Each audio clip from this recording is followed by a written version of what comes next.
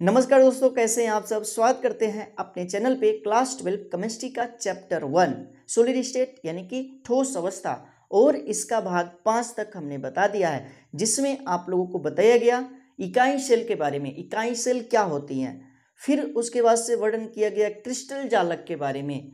उसके बाद से हमने बताया इकाई सेल का प्रकार, इकाई सेल कितने प्रकार की होती हैं, जिसमें आपको बताया गया एससीसी के बारे में, बीसीसी के बारे में और एफसीसी के बारे में।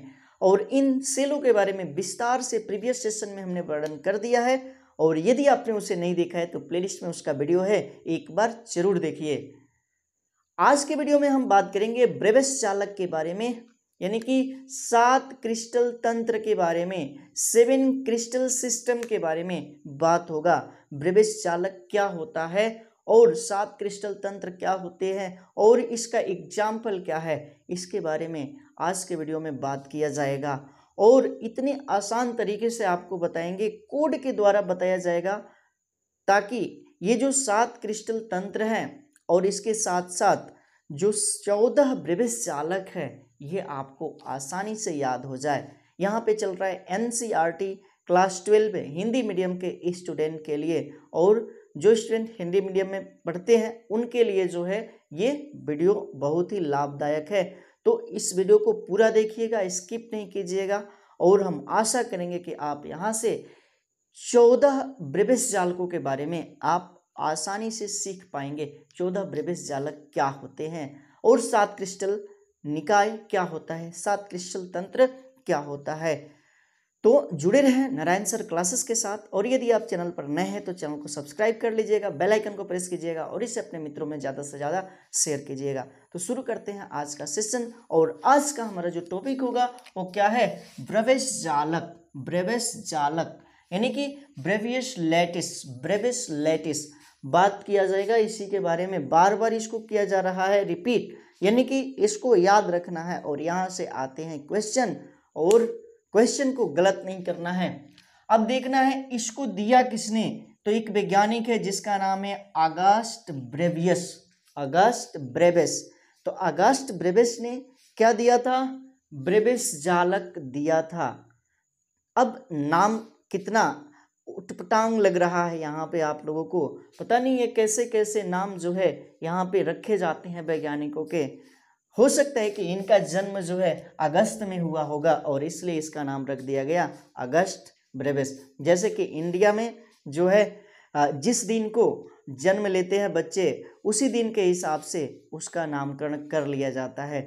जैसे कि जो सोमवार को होता है उसका नाम सोमवार रख दिया जाता है, और मंगलवार को जो होता है उसका नाम मंगरू रख दिया जाता है। इस तरह से भारत में जो है दिन के हिसाब से बच्चों का नामकरण किया जाता है। उसी प्रकार से हो सकता है कि इनका भी जन्म अगस्त में हुआ होगा और इनका नाम रख दिया गया क्या, अगस्त ब्रेविस। और इन्होंने क्या किया कि एससीएस का यानी कि 7 क्रिस्टल सिस्टम का, 7 क्रिस्टल निकाय को जो होता है उसके बारे में अध्ययन किया, और उसमें से 14 प्रकार के क्रिस्टल का निर्माण कर दिया। 14 प्रकार के क्रिस्टल के बारे में बात कही। तो बात याद रखनी है, यूनिट सेल की बात किया गया। यूनिट सेल में 2 चीजें होती हैं, एक क्या तो भुजाएं, और दूसरा क्या अंतरा आकाशीय कोण। और भुजाओं और अंतरा आकाशीय कोण के आधार पर क्रिस्टल तंत्र 7 प्रकार के होते हैं। क्रिस्टल तंत्र कितने प्रकार के होते हैं, 7 प्रकार के होते हैं। क्रिस्टल तंत्र यानी कि क्रिस्टल निकाय कितने प्रकार के होते हैं, 7 प्रकार के होते हैं। और इकाई सेल के आधार पर ब्रेविस ने इस एससीएस से यानी कि 7 क्रिस्टल सिस्टम से 14 प्रकार के क्रिस्टलों का निर्माण किया, और जिसको बोला जाता है ब्रेविस जालक। उसे ही 14 प्रकार के क्रिस्टल तंत्र को ही, क्रिस्टलों को ही बोला जाता है ब्रेबेस जालक। ब्रेबेस जालक यानी कि ब्रेबेस लैटिस, याद रखना है ये बातें। क्या चीज, तो इकाई सेल के आधार पर, यूनिट सेल के आधार पर ब्रेबेस ने 7 क्रिस्टल निकाय से 14 प्रकार के क्रिस्टलों का निर्माण किया, और उसे ही बोला जाता है ब्रेबेस जालक। वही चीज यहाँ पे लिखा गया है, पढ़ना है ध्यान से। इकाई सेल के अंतर आकाशीय कोण तथा भुजाओं के आधार पर 7 प्रकार के क्रिस्टल जालक का निर्माण होता है। 7 प्रकार के क्रिस्टल जालक का निर्माण होता है, जबकि इकाई सेल के आधार पर इन क्रिस्टलों में 14 प्रकार के जालकों का निर्माण होता है, जिसे ब्रेबेस जालक कहते हैं। क्या कहते हैं? तो इसे ही ब्रेबेस जालक कहा जाता है। अब हम बात करेंगे ब्रेबेस जालकों के बारे में विस्तार से। तो सबसे पहले देखना है, इस चार्ट पे ध्यान देना है। यहाँ पे जो चार्ट है एक ट्रिक से बनाया गया है, ठीक है। ट्रिक क्या है याद रखनी है, ट्रिक ये है CTORHMT, CTORHMT। सी से होता है क्यूबिक, क्या चीज? तो क्यूबिक, और इसको हिंदी में बोला जाता है घनीय। क्या कहते हैं? घनीय। और इसमें जो भुजाएं होती हैं ABC सभी बराबर होती है, लिखा गया A बराबर B बराबर C, देखते चलना है ध्यान से। उसके बाद से अंतरावकाशीय कोण की बात होगी, तो अंतराकाशीय कोण यानी कि अल्फा बीटा गामा इसमें होते हैं 90 डिग्री का। और उसके बाद से इसमें ब्रेबेस जालकों की संख्या होती है 3, बताया गया SCC, BCC और FCC। और इसका एग्जाम्पल है NaCl, KCl, CaF2, हीरा, ZnS, ठीक है। एक जो घन के बारे में बात हुआ वो चीज कंप्लीट हुआ, और यही आपके सिलेबस में दिया हुआ है, जिसके बारे में कंप्लीटली जानकारी दिया गया है। घन के ही बारे में पढ़ना था और घन के बारे में बता दिया गया है, बताया गया है। यदि आपने प्रीवियस वीडियो नहीं देखा है तो जरूर देखिए, और प्रीवियस वीडियो से ही एक कनेक्टिव है। तो कहने का मतलब है कि प्रीवियस वीडियो आप देखते हैं तो ये बहुत ही आसान हो जाएगा आपके लिए। आगे बढ़ते हैं। टी जो है यहाँ पे कोड लिखा गया है, और जिसका इंग्लिश होता है टेट्रागोनल, हिंदी में बोला जाता है चतुष्कोणीय, चतुष्कोणीय, ठीक है। उसके बाद से तीसरा विषम लंबाक्ष, ओ यानी कि आर्थोरोम्बस जिसको बोला जाता है। चौथा का कोड हो जाता है आर, त्रिसमानताक्ष, इसको जो है इंग्लिश में बोला जाता है रोम्बोहेड्रल या ट्राइगोनल, ठीक है। रोम्बोहेड्रल का आर लिया गया है। उसके बाद से एच का मतलब हेक्सागोनल यानी कि षटकोणीय हिंदी में बोला जाएगा। उसके बाद से एम यानी कि एकंताक्ष यानी कि मोनोक्लिनिक, टी यानी कि त्रिनताक्ष यानी कि ट्राइक्लिनिक। तो कहने का मतलब CTORHMT आपको याद रखना है। इसका मतलब हो जाएगा क्यूबिक, सी से टी से टेट्रागोनल, ओ से आर्थोरोम्बस, आर से रोम्बोहेड्रल, एच से हेक्सागोनल, एम से मोनोक्लिनिक और टी से ट्राइक्लिनिक। ये जो है इंग्लिश नाम है, और इसके आधार पर आपको जो है इस कोड के आधार पर ये 7 क्रिस्टल तंत्र आपको याद हो गया होगा। 7 क्रिस्टल तंत्र याद हो गया होगा। घन के बारे में बात किया गया तो भुजा होती हैं A बराबर B बराबर C। चतुष्कोणीय की बात किया जाए तो जो भुजाएं होती हैं A और B बराबर होती हैं और C इनके बराबर नहीं होता है। विषम लंबाक्ष में क्या है तो तीनों भुजाएं बराबर नहीं होती हैं। आगे के 3 कौन कौन सा?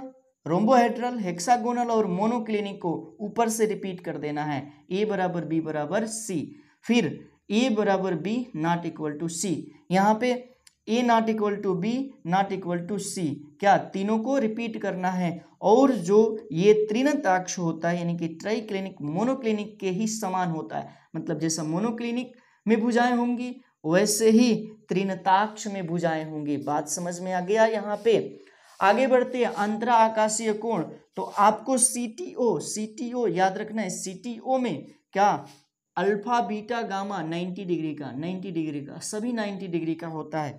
बात किया जाएगा यहाँ पे चौथा नंबर आर का यानी कि रोम्बोहेड्रल का, तो इसमें अल्फा बीटा और गामा 90 डिग्री का नहीं होता है, 90 डिग्री का नहीं होता है। आगे षटकोणीय यानी कि हेक्सागोनल में जो कोण होते हैं अल्फा और बीटा तो 90 डिग्री का होता है, लेकिन गामा 90 डिग्री का नहीं होता है। उसके बाद से बात किया जाए एकंताक्ष यानी कि मोनोक्लिनिक का, तो इसमें अल्फा और गामा 90 डिग्री का होता है लेकिन बीटा 90 डिग्री का नहीं होता है। बात किया जाएगा त्रिनताक्ष, देखो षटकोणीय की बात किया जाएगा यहाँ पे, तो अल्फा बीटा जो 90 डिग्री का होता है और गामा 120 डिग्री का होता है। उसके बाद से एकंताक्ष की बात किया जाएगा तो यहाँ पे अल्फा बीटा 90 डिग्री का और अल्फा और गामा 90 डिग्री का, बीटा जो है 90 डिग्री के बराबर नहीं होता है। आगे त्रिनताक्ष, त्रिनताक्ष में जो अल्फा बीटा और गामा होता है वो 90 डिग्री का नहीं होता है, कोई भी कोण 90 डिग्री का नहीं होता है। कोण की तो बात हो गई। अब ब्रेविस जालकों की संख्या देखा जाए तो क्यूब में ब्रेविस जालकों की संख्या 3 होती है, बताया गया। क्यूबिक में कौन कौन सा, बीसीसी, एससीसी और एफसीसी। उसके बाद से चतुष्कोणीय में 2 संरचनाएं होती हैं, जिसको नहीं पढ़ना है, जिसको पढ़ना है उसको बता दिया गया है। उसके बाद से ऑर्थोरोम्बस में 4 ब्रेविस जालक होते हैं। उसके बाद से रोम्बोहेड्रल में 1 होता है, हेक्सागोनल में 1 होता है, मोनोक्लिनिक में 2 संरचनाएं होती हैं और त्रिनताक्ष में जो ब्रेविस जालकों की संख्या होती है 1। यदि हम इन सभी को काउंट करते हैं 3 2 4 1 1 2 1 तो हो जाता है 14। कितना, 14। कितना हो जाता है, 14। गिन लेते हैं, 3 2 5 4 9 10 11 12 13 और 1 14। तो ये बात है। अब ये इसका एग्जाम्पल भी आपको देख लेना है। तो यहाँ पे समाप्त होता है ब्रेविस जालक, ठीक है। अगस्त ब्रेविस ने इसे दिया था। 7 क्रिस्टल सिस्टम में जो है यूनिट सेल के आधार पर उसमें से 14 प्रकार के क्रिस्टल जालक का निर्माण किया था, जिसे बोला जाता है ब्रेविस जालक, और इसके बारे में विस्तार से बताया गया। आपको इसका स्क्रीनशॉट लेना है।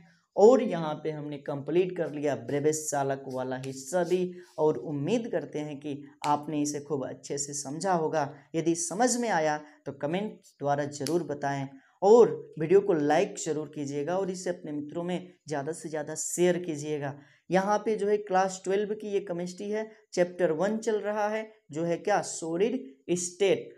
अब हम कुछ न्यूमेरिकल करवाएंगे आपको। जितने भी टॉपिक पीछे क्लियर किए गए हैं उसके आधार पर कुछ न्यूमेरिकल किया जाएगा, और उसके बाद से हम जो आगे के जो टॉपिक बचे हुए हैं उसको भी बहुत ही जल्द कंप्लीट कराएंगे। तो अब हम कुछ न्यूमेरिकल कर लेते हैं, ये चीज़ हम मिटाएंगे। तो आपको इसका स्क्रीनशॉट लेना है, इसका स्क्रीनशॉट लीजिए और उसके बाद से कुछ न्यूमेरिकल को किया जाएगा। तो बने रहना है वीडियो में, अंत तक देखना है, बहुत ही अच्छे से समझ में आएगा। कुछ स्टूडेंट क्या करते हैं कि 1 मिनट वीडियो देखते हैं। भाई क्लास 12 की केमिस्ट्री पढ़ रहे हैं आप, एलकेजी यूकेजी में नहीं है कि एलकेजी के बच्चों को चॉकलेट मिठाई दे करके भी हम क्या कर सकते हैं, बताते हैं, ताकि बच्चे मिठाई के लालच में पढ़ें। आप लोगों को इस तरह का तो लालच है नहीं। क्लास 12 की केमिस्ट्री पढ़ रहे हैं और 1 मिनट में नहीं आएगा। दुनिया का कोई भी शिक्षक आपको नहीं बता पाएगा 1 मिनट में क्लास 12 की केमिस्ट्री, ठीक है।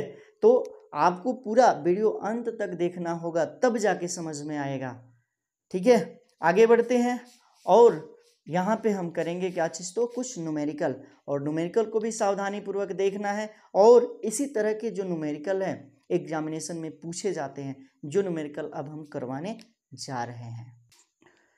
तो पहला क्वेश्चन हमने बोर्ड पे नोट कर लिया है। पहला क्वेश्चन क्या है, तो एक इकाई केंद्रित घनीय सेल के एक परमाणु की परमाणु त्रिज्या 75 pm है, यानी कि पिकोमीटर है। इस क्रिस्टल की भुजा की लंबाई क्या होगी, ठीक है। क्रिस्टल की भुजा की लंबाई क्या होगी, क्या है, तो ये आपका कौन सा घन है, इकाई केंद्रित यानी कि बीसीसी। बीसीसी की क्या विशेषता होती है, इसके घन को सबसे पहले हम बना लेते हैं।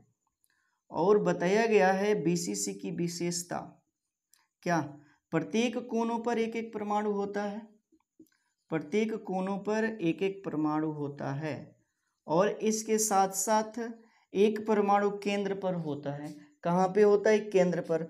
तो इस हम केंद्र वाले के साथ जुड़े हुए परमाणु को यदि हम निकालें तो इस तरह से संरचना बनेगी। ये इनके केंद्र है, कणों का केंद्र है, और केंद्र को हमने यहाँ पे मिला लिया। तो ये जो वाली लाइन होती है ना, इसको बोला जाता है फलक विकर्ण। क्या कहते हैं, फलक विकर्ण, ठीक है, इसे बोला जाता है फलक विकर्ण। और फलक विकर्ण की लंबाई क्या होती है, फलक विकर्ण की जो लंबाई बताया गया वो कितना √3 इंटू ए, यही बताया गया है ना, √3 इंटू ए। अब आगे बढ़ जाते हैं तो यहाँ पे आपका यह 1r है, ये 2r है और यह 1r है। इसका मतलब हो जाएगा r plus 2r plus r equal to √3 into a, यही होगा। तो 4r इजकल टू हो जाएगा √3 इंटू ए, तो r इजकल टू हो जाएगा √3 इंटू ए अपान 4, यही होगा ना, √3 इंटू ए अपान 4। ये हो जाएगा आपका क्या चीज़, तो त्रिज्या। किसका त्रिज्या, तो यहाँ पे इस सेल का त्रिज्या है, बीसीसी की त्रिज्या है। क्या है, बीसीसी की त्रिज्या। तो यहाँ पे वही चीज किया जाएगा, बीसीसी की त्रिज्या जो है यहाँ पे दे दिया है 75 पिकोमीटर।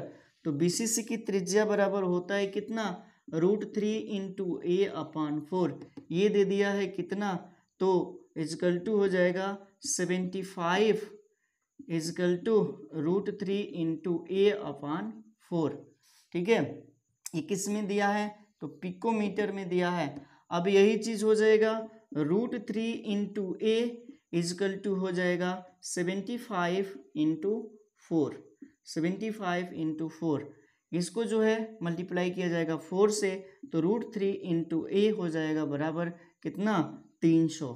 कितना हो जाएगा, 300। √3 का मान पता है, √3 का मान कितना होता है, 1.72, देख लीजिएगा चार्ट में 1.73 होता है। कितना होता है, 73। तो यहाँ पे √3 का मान रखा जाएगा, तो 1.73 इंटू ए बराबर 300, तो ए इजकल टू हो जाएगा कितना, 300 अपन 1.73, यही होगा जाएगा ना, 1.73। और इसको पूरा हल किया जाएगा तो इसका मान आ जाएगा 150.28 pm।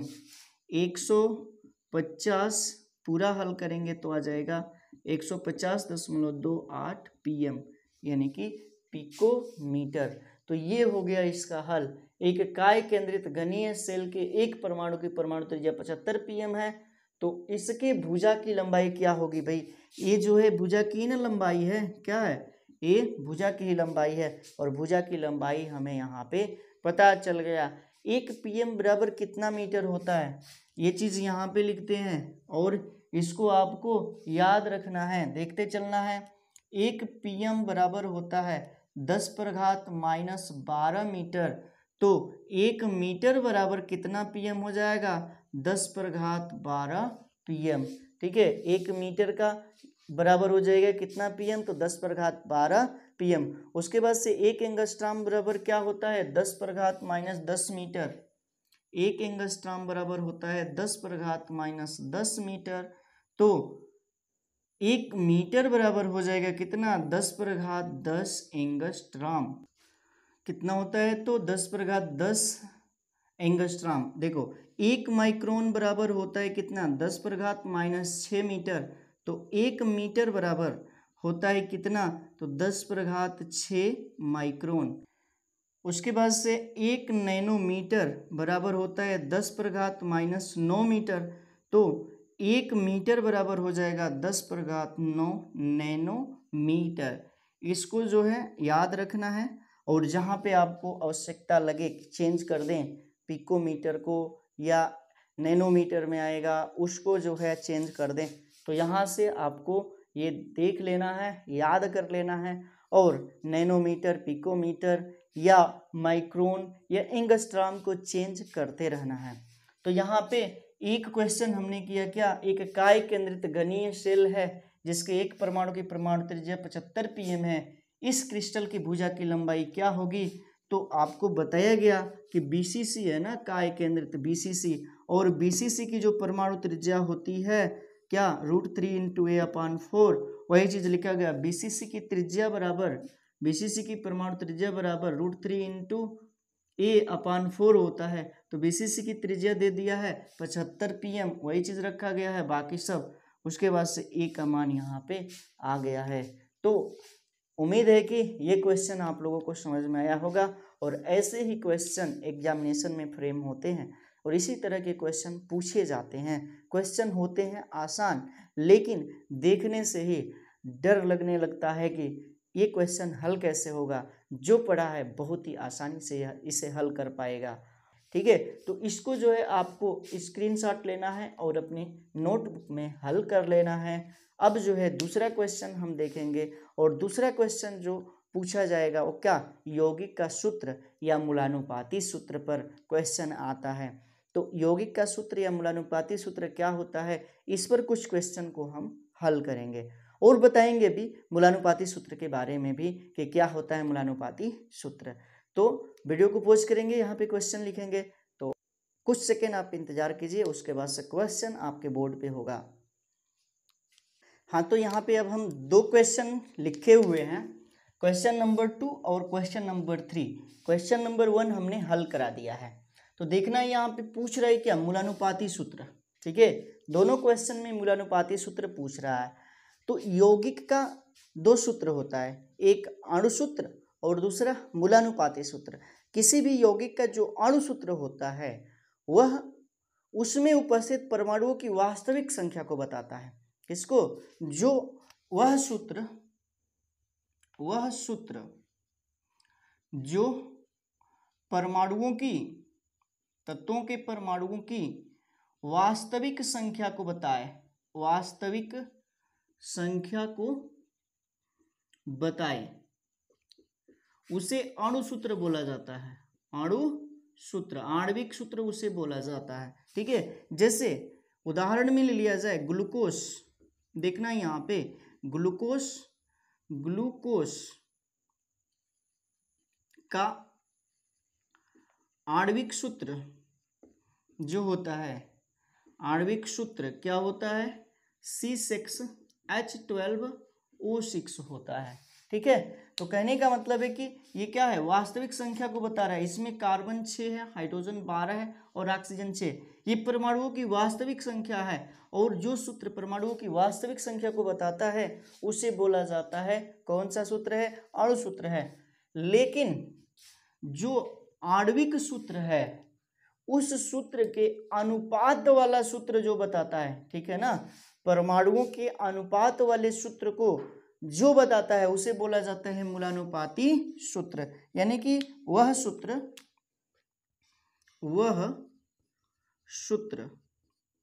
जो परमाणुओं के अनुपात को बताता है, किसको, अनुपात को, सरल अनुपात को बताता है, शॉर्ट में लिखते हैं यहाँ पे, बताता है, उसे क्या कहते हैं, मूलानुपाती सूत्र बोला जाता है, मूलानुपाती सूत्र। जैसे यहाँ पे ग्लूकोज है ना, ग्लूकोज, तो ग्लूकोज का सूत्र होता है क्या चीज, C6H12O6। यदि बात किया जाए इसके अनुपात की, तो इसमें कार्बन है, हाइड्रोजन है और ऑक्सीजन है। कार्बन के परमाणुओं की संख्या 6 है, हाइड्रोजन के परमाणुओं की संख्या 12 है और ऑक्सीजन के परमाणुओं की संख्या 6 है। एक अनुपात निकाला जाएगा तो इसका अनुपात हो जाएगा 1:2:1 का। अब इसी के अनुसार सूत्र देखा जाएगा तो सूत्र बराबर हो जाएगा क्या चीज, कार्बन की संख्या 1 है तो कार्बन लिखा गया, हाइड्रोजन की संख्या 2 है तो 2 लिखा गया और ऑक्सीजन की संख्या 1 है। एक सूत्र हमें यहाँ पे मिला और इसी को बोला जाता है मूलानुपाती सूत्र। बात समझ में आया, मूलानुपाती सूत्र क्या है और आणविक सूत्र क्या है, ये चीजें जो है क्लास 11th में बताई जाती है। अब हम क्वेश्चन को हल करेंगे भाई। मूलानुपाती सूत्र पर क्वेश्चन पूछे जाते हैं, फ्री में होते हैं और इस तरह के क्वेश्चन जो है एग्जामिनेशन में पूछे जाते हैं। तो ध्यान देना है आप लोगों को, यहाँ पे सेल के बारे में बताया जा चुका है। किसके बारे में, तो सेल के बारे में देखिएगा, तो उसी से रिलेटेड यहाँ पे क्वेश्चन है। इसमें दूसरा क्वेश्चन देखा जाए क्या कह रहा है, किसी क्रिस्टल के ए परमाणु क्रिस्टल के सभी कोनों पर जबकि बी परमाणु क्रिस्टल के केंद्र पर उपस्थित है, तो क्रिस्टल का मूलानुपाती सूत्र क्या होगा, क्रिस्टल का मूलानुपाती सूत्र क्या होगा, इसको हल करना है। ठीक है ना, हल करना है। एक क्रिस्टल है, क्या है, एक क्रिस्टल है जो कि दो परमाणुओं से मिलकर के बना है, परमाणु ए और बी, ए परमाणु और बी परमाणु। देखते रहना है कैसे ये हल किया गया है। बी परमाणु, ठीक है। तो ए परमाणु क्रिस्टल के कहाँ पे हैं, कोनों पर है। ये लिखा गया है ना, सभी कोनों पर ए परमाणु है। और बी परमाणु कहाँ पे है, तो क्रिस्टल के केंद्र पर है। जो चीजें हैं वही चीज हम यहाँ पर लिख दिए हैं। तो बी परमाणु केंद्र पर है, ए परमाणु कोने पर है। हम एक सेल बना लेते हैं। चीजों को आसान करने के लिए हमने क्या किया, यहाँ पर एक सेल बनाया, ठीक है। यह क्या है, तो एक सेल है। अब बोल रहा है कि कोनों पर परमाणु है। ये वाला है कोना, ये वाला है कोना। देखते रहना है क्या है, कोना। और कोना पर जो परमाणु उपस्थित है ना, वह ए परमाणु है। कौन सा परमाणु, ए परमाणु। ए परमाणु को इसमें रख देते हैं, सभी में ए परमाणु, ठीक है। और उसका केंद्र है, और केंद्र में क्या है, बी परमाणु। यही है ना। अब आगे बढ़ते हैं। जो चीजें यहाँ पर थी वही चीज यहाँ पर नोट किया गया। जो चीजें यहाँ पे क्वेश्चन में पूछ रहा है वही चीज यहाँ पे किया गया है। अब कोने का योगदान पता है ना, कोने का योगदान क्या करने के लिए, क्रिस्टल को बनाने के लिए। प्रत्येक का 1/8 होता है, कोनों की संख्या होती है 8। तो कितना हो जाएगा, एक परमाणु होगा, ठीक है, एक परमाणु। अब कोना पर कौन सा परमाणु है, ए परमाणु है। तो यहाँ पे ए का मान आ गया, यहाँ पे ए का मान आ गया। अब क्या है, केंद्र का योगदान पता है, केंद्र, केंद्र पर कौन सा परमाणु है, बी। और इसका योगदान पूरा 100% का होता है, यानी कि इस पर भी कितने परमाणु होते हैं, एक परमाणु बताया जा चुका है। बी का भी मान आ गया। अब बात करेंगे इसका अनुपात का। अनुपात देख लेते हैं। तो यहाँ पर ए अनुपात बी है, और जो कि कितना है, 1:1 का, यही है ना। अब बात किया जाएगा इसका मूलानुपाती सूत्र का। मूलानुपाती सूत्र का तो कितना हो जाएगा, ए के स्थान पे a1 करेंगे और बी के स्थान पे b1, क्योंकि ए का 1 है और बी का भी 1 है, a1 b1, या इसी को लिखा जाएगा क्या चीज, ab। यही क्या है, मूलानुपाती सूत्र है। बहुत ही आसान है, हल हो गया क्वेश्चन। आगे तीसरा क्वेश्चन देखा जाए। कह रहा है क्या, एक फलक केंद्रीय घनीय सेल x तथा y 2 कणों से मिलकर बना है। एक फलक केंद्रीय घनीय सेल x तथा y 2 कणों से मिलकर बना है। यदि कण x प्रत्येक कोने पर उपस्थित है तथा कण y घन के प्रत्येक फलक पर है, तो क्रिस्टल का मूलानुपाती सूत्र क्या होगा। क्रिस्टल का मूलानुपाती सूत्र क्या होगा, इसको हल करना है। क्या मतलब, एक क्रिस्टल है, क्या है, एक क्रिस्टल है जो कि 2 कणों से मिलकर के बना है, x कण और y कण, ठीक है। तो x कण कहाँ पे है, तो x कण जो है कहाँ पे, तो प्रत्येक कोनों पर उपस्थित है, कोनों पर। उसके बाद से y कण कहाँ पे है, तो फलकों पर उपस्थित है। कहाँ पे, फलकों पर, ठीक है। तो एक सेल यहाँ पे बना लेते हैं। सेल बनाने में क्या जाता है, बहुत ही अच्छे से बनाने के लिए सिखाया गया है पिछले वीडियो में, और यदि आपने उसे नहीं देखा है तो जरूर देखिए, तब जा करके ये चीजें समझ में आएगा। तो यहाँ पे क्या है, कोना है, कोना है, ये क्या है, तो कोना। पता है कि 8 कोने होते हैं, कोने पर क्या है, x परमाणु है। उसके बाद से फलक, पता है कि फलक 6 होते हैं, 1 2 3 4 5 और 6, फलकों की संख्या होती है 6। ये क्या है, तो फलक है। और इस पर कौन सा परमाणु है, y परमाणु, ठीक है, y परमाणु। अब बात करेंगे कोने का योगदान।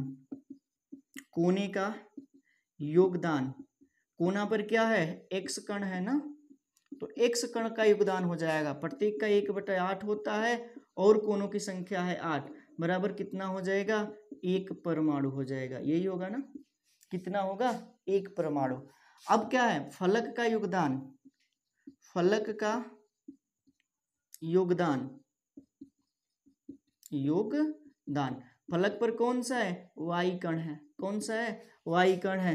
और पता है कि 1 का योगदान 1/2 का होता है, और फलकों की संख्या होती है 6, बराबर कितना परमाणु हो जाएगा, 3 परमाणु। क्या हो जाएगा, 3 परमाणु। अब हम यहाँ पे बात करेंगे क्या चीज, तो अनुपात का, अनुपात का। तो अनुपात देखना है क्या है, x अनुपात y बराबर x का मान है 1 और y का मान है कितना 3, y का मान है 3। तब इसका सूत्र हो जाएगा क्या, मूलानुपाती सूत्र, मूलानुपाती सूत्र बराबर हो जाएगा x के स्थान पे x1 लिखा जाएगा और y के स्थान पे y3, या यही हो जाएगा xy3।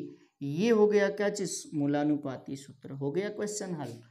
बहुत ही आसान है, यदि आप सेल के बारे में पढ़े हैं तो बहुत ही आसानी से आप इसे कर पाएंगे और ऐसे ही क्वेश्चन एग्जामिनेशन में पूछे जाते हैं। उम्मीद है कि आप इतना समझ चुके होंगे और यदि समझ में आया है तो इसका स्क्रीनशॉट लेना है और नोटबुक में लिखते चलना है, यानी कि नोट्स बनाते चलना है, बहुत ही ज़रूरी है। और ये जो नोट्स हैं आगे चल करके आप लोगों को बहुत ही हेल्प देने वाला है। अब हम आगे जानेंगे क्या, अगला क्वेश्चन। अगला क्वेश्चन जो है स्क्रीन पे आएगा, तब तक हम वीडियो पॉज करेंगे, बस कुछ सेकेंड की देर होगी और उसके बाद से क्वेश्चन आपके सामने बोर्ड पे आ जाएगा। तो यहाँ पे फिर से 2 क्वेश्चन हमने बोर्ड पे नोट किया है और इससे पहले हमने 3 क्वेश्चन हल करा दिया है। अब हम चौथा क्वेश्चन देखेंगे। यहाँ पे चौथा क्वेश्चन जो कि यहाँ पे दिखाई दे रहा है बोर्ड पे कि किसी क्रिस्टल में X परमाणु क्रिस्टल के प्रत्येक कोने पर, Y परमाणु क्रिस्टल के प्रत्येक फलक पर, जबकि Z परमाणु क्रिस्टल के केंद्र पर उपस्थित है। तो क्रिस्टल का मूलानुपाती सूत्र क्या होगा। यहाँ पर भी पूछा जा रहा है मूलानुपाती सूत्र। क्या चीज़, तो मूलानुपाती सूत्र। तो देखना है यहाँ पे, इसको जो है हल किया जाएगा, देखते चलना है, इसको जो है हल करने की आवश्यकता है। तो हल किया जाए यहाँ पे। तो यहाँ पे क्या है, आपके पास एक क्रिस्टल है, क्या है, क्रिस्टल है, देखते चलना है क्या है, तो क्रिस्टल है जिसमें जो कि 3 परमाणुओं से मिलकर के बना हुआ है, X, Y और Z। ठीक है, X परमाणु कहाँ पे है, तो कोने पर, कहाँ पे, कोने पर। अब हम सेल नहीं बनाएंगे, डायरेक्ट इसको हल कर रहे हैं। Y परमाणु कहाँ पे है, तो Y परमाणु फलक पर है। ठीक है, कहाँ पे है, फलक पर है। उसके बाद से Z परमाणु कहाँ पे है, तो केंद्र पर है। तो पूछा क्या जा रहा है, पूछा जा रहा है मूलानुपाती सूत्र। मूलानुपाती सूत्र क्या होगा, मूलानुपाती सूत्र को पूछा जा रहा है। ठीक है, तो इसी को हल करेंगे। सबसे पहले योगदान देखेंगे यहाँ पर, कोने का योगदान। भाई कोने पर कौन सा परमाणु है, X है ना, और प्रत्येक कोने का योगदान 1/8 का होता है। कोनों की संख्या होती है 8, तो कितना परमाणु आ जाएगा, 1 परमाणु। उसके बाद से फलक का योगदान, फलक का योगदान देखते चलना है। फलक पर कौन सा परमाणु है, Y, और एक फलक का योगदान 1/2 का होता है। फलकों की संख्या होती है 6, बराबर कितना परमाणु हो जाएगा, 3 परमाणु। और उसके बाद से केंद्र का योगदान, केंद्र का योगदान, केंद्र का योगदान, केंद्र पर कौन सा परमाणु है, Z है, और इसका पूरा 100% योगदान होता है, यानी कि 1 परमाणु होगा। क्या हो जाएगा, 1 परमाणु। इतनी चीजें समझ में आया। अब आगे हम इसका अनुपात निकालेंगे। क्या चीज, तो अनुपात। अनुपात देखते हैं क्या है, X अनुपात Y अनुपात Z बराबर X का मान है 1, Y का मान है 3 और Z का मान है कितना, 1। तो इसका मूलानुपाती सूत्र देखा जाए, मूलानुपाती सूत्र बराबर हो जाएगा, X का हो जाएगा X1 क्योंकि इसका 1 है, Y का हो जाएगा 3 और Z का हो जाएगा 1, या इसी को लिखा जाएगा XY3Z। ये हो जाएगा इसका मूलानुपाती सूत्र। बहुत ही आसान है, बस 1 मिनट में क्वेश्चन आपका हल हो जाएगा यदि आप पढ़े हुए हैं सेल को बहुत ही अच्छे तरह से। आगे आपको जो है सेल के बारे में बहुत ही अच्छे तरह से बताया गया है प्रीवियस सेशन में, जरूर उसे पढ़िए और उसके बाद से इसको जो है क्वेश्चन देखते ही आप हल करेंगे तुरंत, जैसे कि हम यहाँ पे कर पा रहे हैं। आगे 5वां क्वेश्चन देखा जाए। 5वां क्वेश्चन कह रहा है क्या, ये वाला बोल रहे कि एक काय केंद्रित घनीय सेल है, कौन सा काय केंद्रित, यानी कि बीसीसी है, बीसीसी, ठीक है। और करे कि इसके प्रत्येक कोने पर ए परमाणु है, कोने पर कौन सा परमाणु है, ए परमाणु उपस्थित है, जबकि इसके केंद्र पर बी परमाणु है। अब यहाँ पे थोड़ा सा घुमाने वाला क्वेश्चन आएगा। तो कह रहा है क्या कि यदि क्रिस्टल दोष के कारण, क्रिस्टल के दोष के कारण किसी कोने से कुछ समय पश्चात एक परमाणु क्या हो गया, गायब हो गया, तो क्रिस्टल का मूलानुपाती सूत्र क्या होगा। ये भी क्वेश्चन वैसा ही है जैसा ये था, थोड़ा सा यहाँ पे डिफरेंस है, क्या एक परमाणु जो है गायब हो गया है, और उसी के बारे में यहाँ पे बताना है, देखते चलना है। यहाँ पे क्रिस्टल है, एक क्रिस्टल है जो कि दो परमाणुओं से मिलकर के बना है, ए परमाणु और बी परमाणु। ए परमाणु कहाँ पे है, तो क्रिस्टल के कोने पर, और बी परमाणु कहाँ पे है, तो बी परमाणु कहाँ पे उपस्थित है, तो केंद्र पर, कहाँ पे, केंद्र पर। यही ना क्वेश्चन में दिया हुआ है। तो क्या करना है, इसका मूलानुपाती सूत्र ज्ञात करना है। तो यहाँ पे ए का योगदान, या कह सकते हैं कोने का योगदान, कोने पर ए परमाणु है का योगदान, योगदान बराबर हो जाएगा, प्रत्येक का होता है 1/8 का, 8 होते हैं बराबर 1, ठीक है। और बी परमाणु कहाँ पे है, केंद्र पर, तो केंद्र यानी कि बी परमाणु का योगदान, योगदान बराबर हो जाएगा कितना, तो 1 का हो जाएगा, कितना परमाणु, 1 का। अब इसका सूत्र बोला जाएगा ना, इसका जो अनुपात निकालेंगे तो अनुपात बराबर हो जाएगा ए अनुपात बी बराबर हो जाएगा 1:1 का। तो इसका जो सूत्र होगा वह हो जाएगा क्या चीज, A1B1, यानी कि ए बी सूत्र होगा। क्या होगा, ए बी सूत्र। जब क्रिस्टल सही है तब, लेकिन क्या हो रहा है, कुछ समय पश्चात एक परमाणु गायब हो गया, क्या चीज, तो कोने पर उपस्थित एक परमाणु क्या हो गया, गायब हो गया, ठीक है। तो कोनों की संख्या है 8, कितनी है, 8 कोना है, और इसमें से एक परमाणु गायब हो गया, यानी कि कोनों की संख्या कितना हो गया, 7 कोने। यही बचा ना, कितना कोना बचा, 7 कोना। तो देखते रहना है। अब 7 कोने का योगदान, योगदान, और कोने पर कौन सा परमाणु है, ए है ना, तो बराबर हो जाएगा क्या चीज, 7 कोने का, तो 1 का होता है 1/8 का, और गुणे हो जाएगा 7, तो बराबर होगा 7/8 का, यही होगा ना। अब इसका देखा जाए क्या चीज, अनुपात, अनुपात, इसको जो है दूसरे पेन से करते हैं। अनुपात देखा जाए तो आपके पास परमाणु है ए और बी, तो ए अनुपात बी हो जाएगा, बराबर हो जाएगा, ए का मान कितना हो गया, 7/8, अनुपात बी का मान है 1, तो ये अनुपात हो जाएगा कितना, तो 7:8 का, 7:8 का। इसका मतलब इसका मूलानुपाती सूत्र की बात किया जाए, मूलानुपाती सूत्र बराबर हो जाएगा कितना, ए का मान है 7, तो ए 7 हो जाएगा, और बी का मान है 8, तो बी 8 हो जाएगा। तो ये होगा इसका मूलानुपाती सूत्र। समझ में आया, मूलानुपाती सूत्र यहाँ पे हमने क्या कर लिया, इसका भी निकाल लिया। जब दोष है तो सूत्र हो जाएगा A7 B8, और जब दोष नहीं है तब इसका सूत्र हो जाएगा कितना, AB, क्या हो जाएगा, AB हो जाएगा। उम्मीद है कि इतनी चीज़ें आपने समझा है, समझ में आया हो तो कमेंट बॉक्स में ज़रूर बताएं, और इसका नोट्स ज़रूर बनाएं, क्योंकि ये नोट्स आपको बहुत ही हेल्प करने वाला है आने वाले आपके बोर्ड एग्जामिनेशन में। तो इसका स्क्रीनशॉट लें, और आगे हम और कुछ क्वेश्चन को देखेंगे, तो यहाँ पे वीडियो को स्किप करेंगे और उस क्वेश्चन को बोर्ड पे नोट करेंगे। बस कुछ सेकेंड रुकना है, और उसके बाद से फिर हम आएंगे बोर्ड पे। हाँ, तो यहाँ पे एक और क्वेश्चन हमने नोट कर लिया है, क्वेश्चन नंबर 6। 5 क्वेश्चन हमने पहले ही हल करा दिया है, और यहाँ पे क्वेश्चन नंबर 6 है जो कह रहे हैं क्या, एक फलक केंद्रीय घनीय सेल X तथा Y परमाणु से मिलकर बना है। यदि X परमाणु क्रिस्टल के सभी कोनों पर उपस्थित है, X परमाणु क्रिस्टल के सभी कोनों पर उपस्थित है, जबकि Y परमाणु क्रिस्टल के फलक के एकांतर क्रम में उपस्थित है, तो क्रिस्टल का मूलानुपाती सूत्र क्या होगा, यहाँ पर भी मूलानुपाती सूत्र बताना है। क्या होगा मूलानुपाती सूत्र, तो यहाँ पे बोल रहा है क्या, इसको जो है हल करेंगे, इसको क्या करेंगे, हल करेंगे। कह रहा है कि एक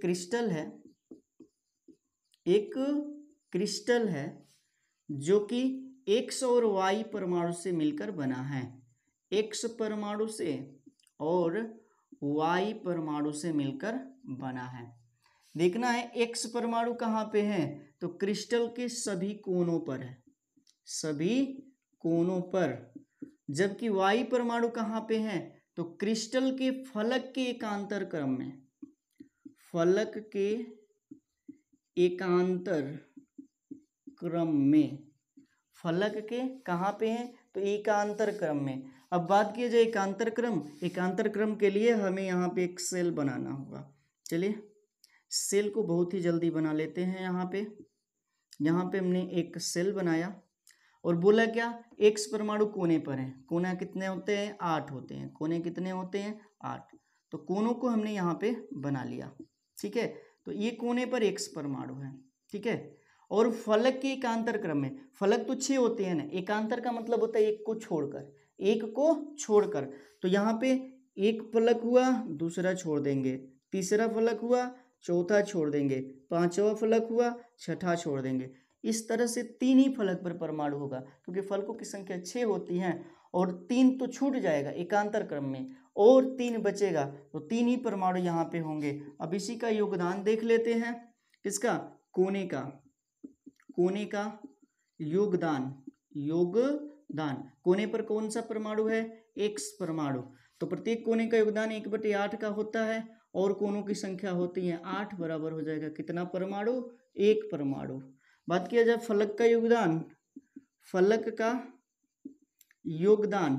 फलक पर कौन सा परमाणु है, फलक पर Y परमाणु है और प्रत्येक फलक का योगदान 1/2 होता है और फलकों की संख्या कितनी है, 3, 1, 2 और 3, क्योंकि एकांतर क्रम में है तो एक को छोड़ करके, तो कहने का मतलब 6 परमाणु होते हैं कहाँ पे, फलक पे, और एक को छोड़ दिया जाए तो क्या हो जाएगा, 3 ही बचेगा ना एकांतर क्रम में। एक यहाँ पर हो गया, दूसरा छोड़ा गया, फिर तीसरे पर परमाणु है, चौथा छोड़ा गया, फिर पांचवें पर परमाणु है, छठा छोड़ा गया, 3 होगा।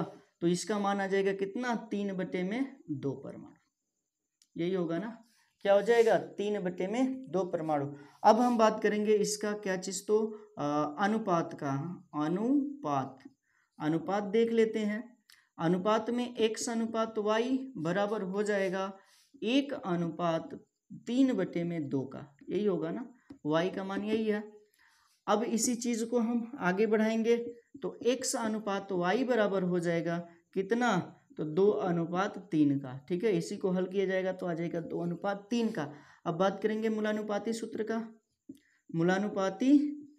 का, क्या हो जाएगा, मूलानुपाती सूत्र बराबर x, और x का मान कितना है 2, x2 और y का मान कितना है 3। इसका मतलब है कि मूलानुपाती सूत्र हो जाएगा कितना, x2y3। हल हो गया क्वेश्चन ये भी। तो यहाँ पे 6 क्वेश्चनों को हमने हल कराया। अब हम इस चैप्टर के आगे के जो टॉपिक होंगे अगले वीडियो में प्रोवाइड कराएंगे। उम्मीद है कि यहाँ तक आप लोगों ने बहुत ही अच्छे से समझा होगा। यदि समझ में आता है तो कमेंट बॉक्स में ज़रूर बताएं और यदि आप चैनल पर नए हैं तो चैनल को सब्सक्राइब जरूर कीजिएगा।